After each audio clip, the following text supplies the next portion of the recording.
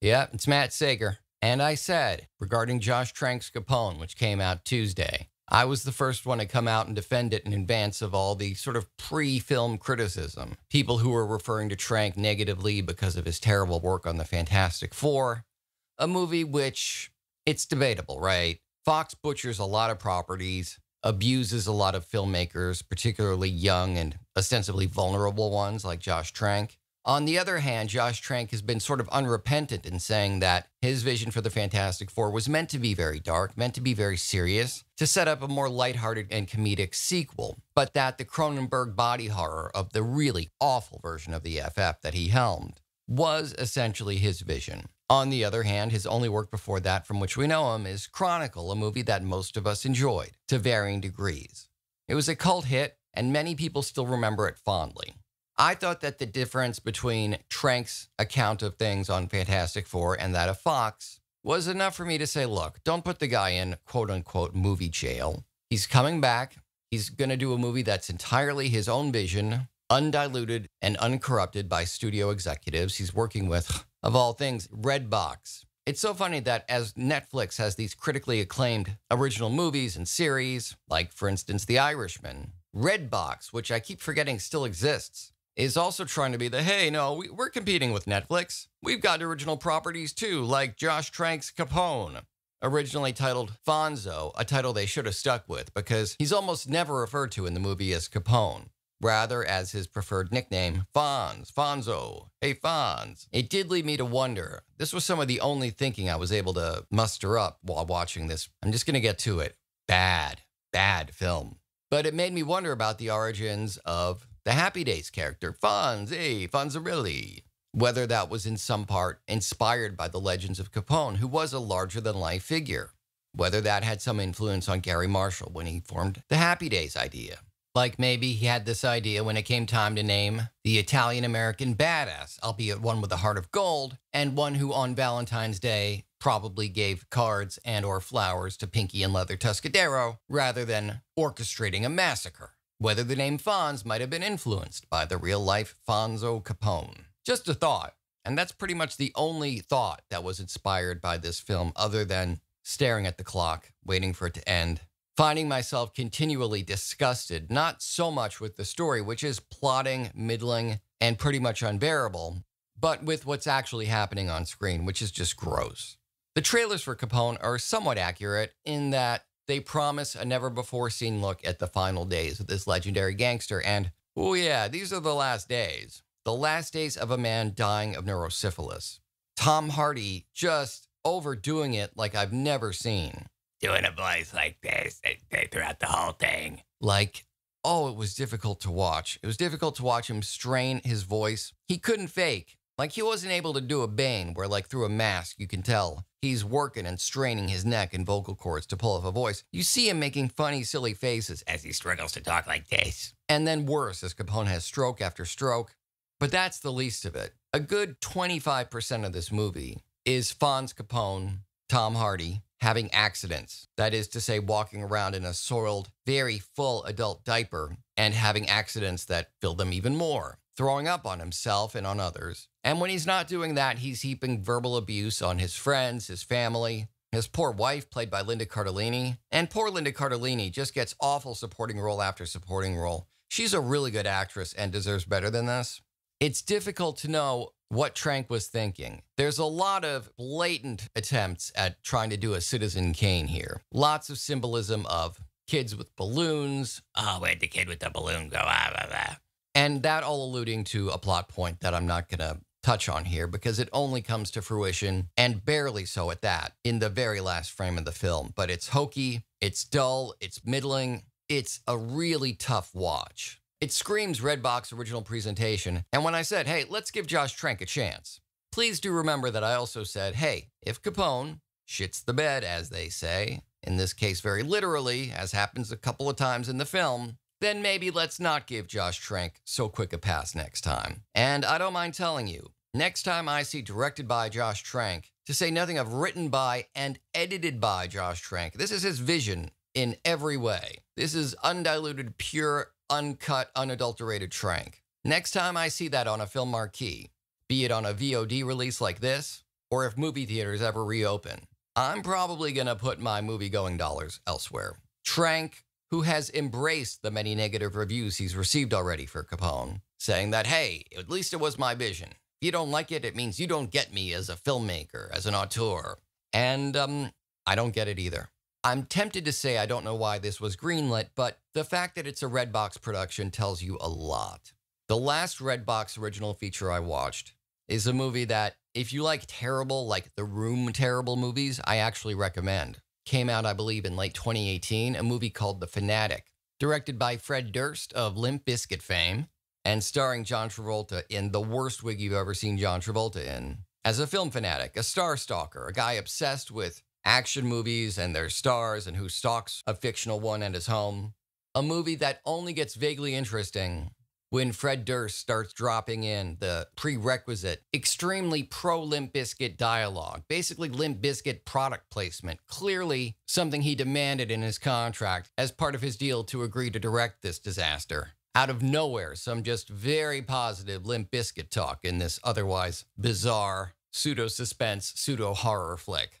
All these awkward, silly, and goofy lines of dialogue where, like, the guy's terrified for his family because they're being stalked by a rabid John Travolta. And he's trying to calm the kid down. They're sitting in his car, and he goes, hey, kid, check this out. I'm going to pump up some biscuit. You ever rocked a biscuit? Back in my day, Limp Bizkit was the bomb. I love me some biscuit. That was like a good 4-minute sequence of just praising Limp Bizkit. That's the caliber of film I'm used to from Redbox. So, in a way, this is an improvement for them. For Trank, as far as I'm concerned, it kind of locks in my impression of him. The impression that I feel many of us have had since 2015, and we saw that historically awful version of the Fantastic Four. That was a difficult feat to pull off. A superhero property that's never had a halfway decent movie, to come along and make a version of it that is so disastrously worse than anything that's come before. To make one nostalgic for the 1994 garbage tier, filmed and produced for about $500, Roger Corman version of the film, to make you pine for those glory days.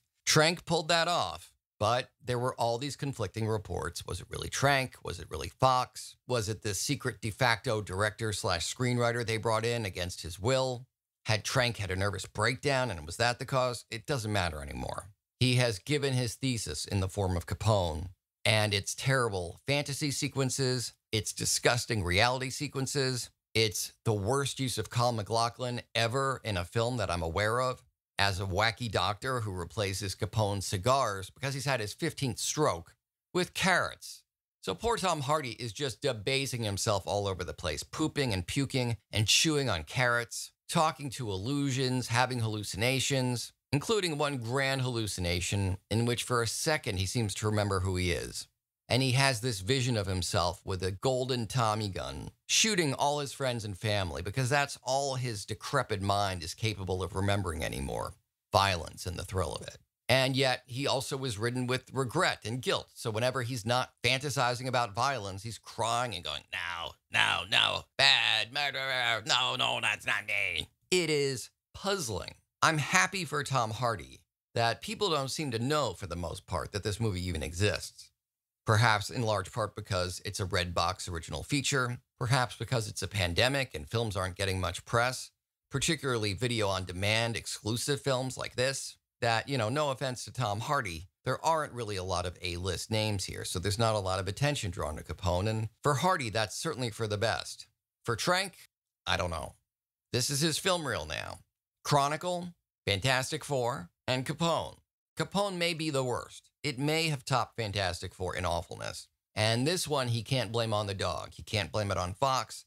Can't blame it on notes. Can't blame it on co-writers. He owns this and continues to own it proudly, even as critics like myself do to this movie what Capone does to his bed and his diaper, which is shit all over it. It is a tough watch. Only real interesting moment for me was watching Neil Brennan, as in comedian Neil Brennan, co-creator of Chappelle's Show Neil Brennan, pop up for a minute. I mean, he is a working actor. He takes parts from time to time, but he is so out of sorts, kind of a fish out of water in the brief scene he's in this film where he plays Capone's attorney. And as a guy with a wildly comedic mind, I can't imagine what it was like for him sitting next to Tom Hardy, looking like he's been waterlogged. Like, the makeup is not great. The scars that's one thing. But his skin is so puffy and waterlogged. He looks like a monster. He looks like something you'd see happen to like Frank on It's Always Sunny in Philadelphia, or a Nazi at the end of Raiders of the Lost Ark. You can't suspend disbelief for any part of this movie as long as you're looking at or listening to Tom Hardy. It's a shame because everybody really tried. Hardy certainly. Ooh, he goes for it. He goes all in. And he's often very good at going over the top, but this was a bridge too far. Trank, clearly, if you do watch this movie, I'm just going to let you know, there is no question that he watched The Irishman, was obsessed with the last 10 minutes, and convinced himself that he could make a 2-hour movie out of those last 10 minutes. But this isn't Robert De Niro. This is Tom Hardy, pushed to the limit. And this is not Martin Scorsese. This is Josh Trank, who to this day refuses to own any of the problems on Fantastic Four, who is continuing to embrace the terrible reviews for Capone. And this is who he is. I did say, don't judge the film based on his past. Judge the film based on the film, and going forward, we know who Josh Trank is. I think I can definitively and safely say we know who Josh Trank is. I do not see myself running out to see a film written by, edited by, directed by, having anything to do with him in the near future, pandemic or no pandemic. Capone is a fascinating character in real life history, in The Untouchables, in any number of films, television shows, documentaries. In this movie, he is made somehow amazingly boring. He is at the end of his life when we start. He has no mind. What little mind is left deteriorates into nothing, into a tiny little walnut capable of only cursing, puking, and pooping. It's not fun. It's occasionally unintentionally funny. It's a waste of everyone's talents, not the least of which Matt Dillon. And as for the one dangling plot that is teased throughout the entire film, this attempt at a Citizen Kane-style Rosebud movie, it is sort of resolved in the very last scene, but it's a whole lot of nothing. Not one promise of an interesting film, of a story being resolved, of characters growing, moving, changing, or achieving some goal. None of it comes to fruition. It's not a 3-act structure. It's not even 1 act. It's a series of scenes, each one grotesque in its own way, be it the pathos, when the doctor swipes Fonzo's cigars for carrots. Usually it's for something disgusting, like the fake violence that Capone is having fantasies of, or the very real-life bodily excretions that we're all forced to sit through. And those make for a great metaphor for Capone the movie. It just shit the bed. I'm not known for giving out grades to films, but if I were asked, I would give this a D-, maybe an F. F seems very harsh, but there's no redeeming value. It's not a good use of your time. It's terrible, and that Josh Trank is proud of it tells me he's tasteless. So sorry, Fonz. I cannot recommend Capone. I don't regret giving Trank this chance. I think everyone in life deserves a second chance, and I was interested in finding out who the real Josh Trank was as a filmmaker. And now I know. But when you proudly display some terrible version of a legendary character, and you do a victory walk when people give it bad reviews because you're such an artiste, they don't get it. Hey, look, by all means, if you're interested, watch Capone. You may disagree with me. As for me, I'm done with Trank. I'm tranked out. Thanks as always. Great talking to you. Wish I could have had better things to say about Capone and Josh Trank because I was actually rooting for them, but hey, I'll talk to you again soon. In the meantime, please check out the episode description if you want to follow me on social media or donate to this podcast. Similarly, if you're watching this on YouTube, I'd love it if you like, subscribe, hit the bell for notifications, and share away. If you're listening on a podcast network, please subscribe there and leave me reviews. Thanks again, and I'll talk to you real soon.